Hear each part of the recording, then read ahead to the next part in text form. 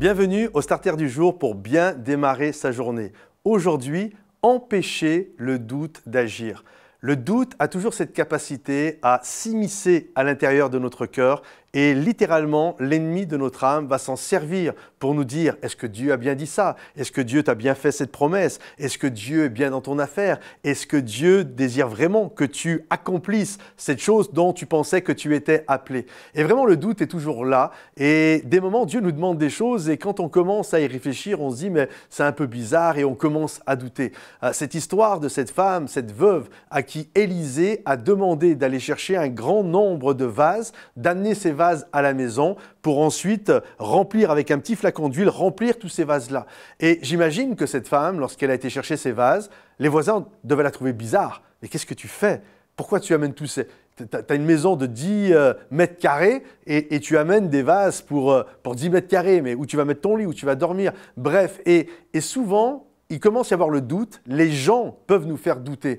Et la chose qui est intéressante, Élisée va conseiller à cette femme, lorsque tu auras récupéré tous ces vases, rentre chez toi et ferme la porte. Ferme la porte au doute. Ferme la capacité au doute de venir s'immiscer dans ton cœur. Alors que peut-être il y a des gens qui vont te critiquer et qui vont te faire douter. Ferme la porte. Ne laisse pas le doute rentrer dans ta vie et t'empêcher de vivre le miraculeux. Et cette femme a fait ça. Elle n'a pas laissé la porte ouverte. Elle a fermé la porte à tout ce qui était le doute et la grâce de Dieu s'est manifestée. Comprenez ceci, il y a toujours des gens qui vous donneront les 17 raisons de pourquoi ça ne peut pas marcher. Alors, ne les écoutez pas, ne fermez la porte au doute, écoutez seulement ce que Dieu met dans votre cœur et agissez en fonction. Que le Seigneur vous bénisse, les amis, que le Seigneur vous encourage.